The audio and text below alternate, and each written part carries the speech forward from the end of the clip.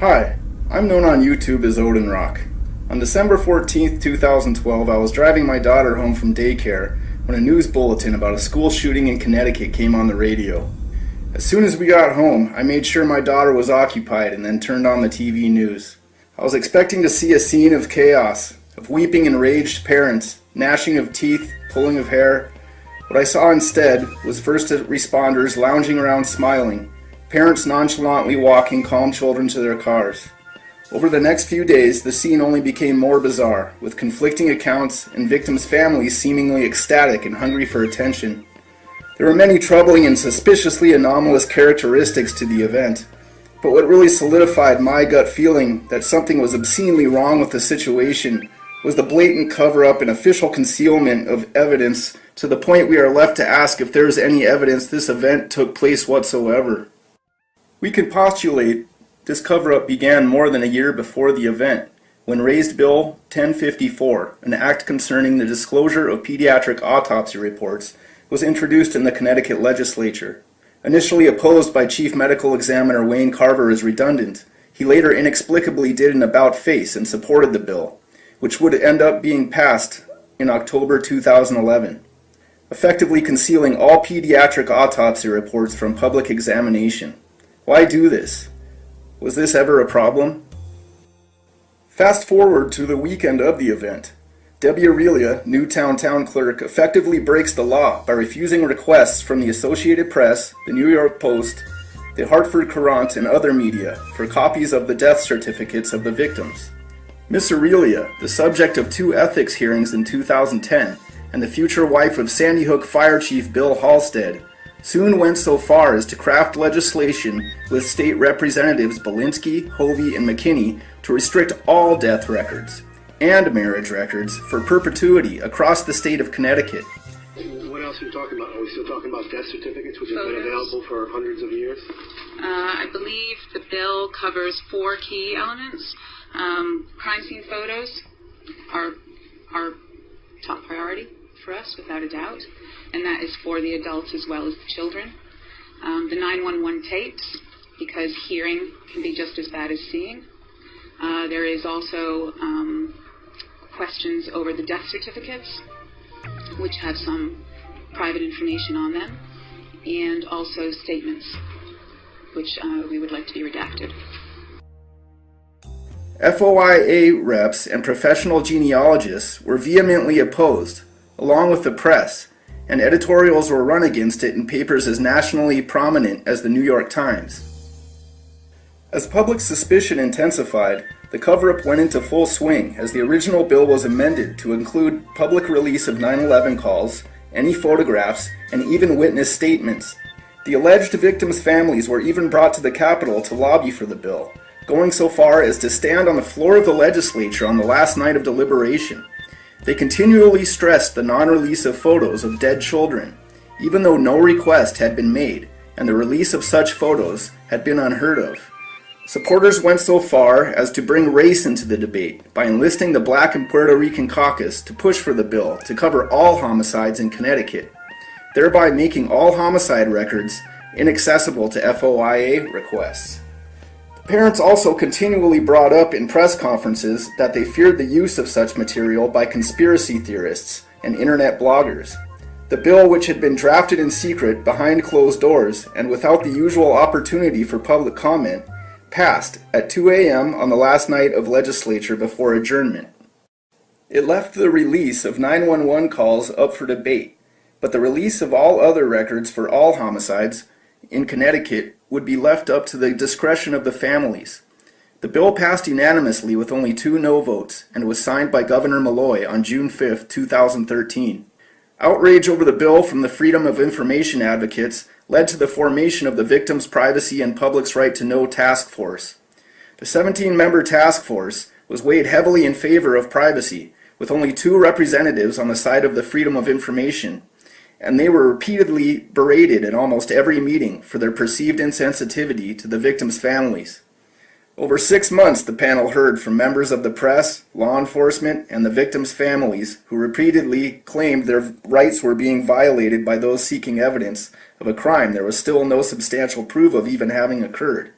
The law also created a 17-member task force to study and make recommendations to the Assembly on what should and should not be released about crimes. Among those selected to serve on the task force is Officer Jillian Knox of the New Haven Police Department's Victim Services Unit. In my city, the victims that I interact with on a daily basis, they feel as though everything needs to be private. The legislature and the governor were prompted to act because of Sandy Hook, but it became clear that some believed that was unfair to all of the state's other crime victims. Families have a very real interest in not being publicized on the radio and television. I think there's a balance, though, that the public has a right to know certain things, and I think that's something that this committee needs to focus on. There are other lawyers, victim advocates, media representatives, and state lawmakers on this panel that must make recommendations on where the line should be drawn, including Representative Deborah Hovey, who represents Sandy Hook and who has expressed strong opinions about the media. Initially, especially those first 4 or so months, I just felt that the media was over the top. At the meeting to review the final report of the panel, the 2 Freedom of Information representatives were surprised to learn that a 5-year prison term Class D felony provision for the public release of information pertaining to any homicide had been inserted as a recommendation in the report. The report was approved with 15 members' support, the 2 Freedom of Information members abstaining with strong objections. The report resulted in the drafting of Senate Bill 388, which proposed the non-release of any information that would constitute, quote, an unwarranted invasion of personal privacy, applicable to any person, not just the families of crime victims. All victims and witnesses' names would also remain private. Access to basic information, including the names of witnesses, is essential to reversing wrongful convictions. This bill would make those efforts impossible in the state of Connecticut. The language in this section undermines transparency and accountability in our criminal justice system on a massive scale. It's Orwellian, is what I think it is. Well, my solution is just keep things the way they are.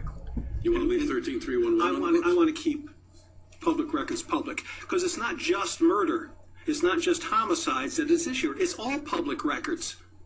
At the meeting to review the final report, and this is important, and everybody should go watch the video I made of this incident. At the meeting to review the final report of the panel, the 2 FOIA representatives were surprised to learn that a 5-year prison term Class D felony provision for the public release of information pertaining to any homicide had been inserted as a recommendation in the report. The report was approved with 15 members' support, the 2 FOIA members abstaining with strong objections. Completely absurd. It's completely absurd. None of this makes any sense if Sandy Hook was a real event, but it makes a whole lot of sense if there's a tremendous amount to cover up because it was only a drill, and the whole state is embarrassed because it was all complicit in the event, so they're doing everything they can, conceal access to the kind of evidence that would refute the story and demonstrate it was a hoax. These 2 FOIA representatives, one of them is almost in tears that they had been sitting through the 6 months of meetings with these people, you know, and if you've ever been in that kind of commission or something, you develop relationships with the people in the commission, and they're all being friendly with you, and then they pull the rug out from under you at the last meeting for the recommendations, and basically just bald-faced lie to you that they had discussed this 5-year penalty for releasing any information pertaining to any homicide. Okay, not just Sandy Hook, any homicide. It's just a travesty. Law enforcement and the state can get away with whatever they want to do in Connecticut now. Okay, the citizens of Connecticut have no recourse now.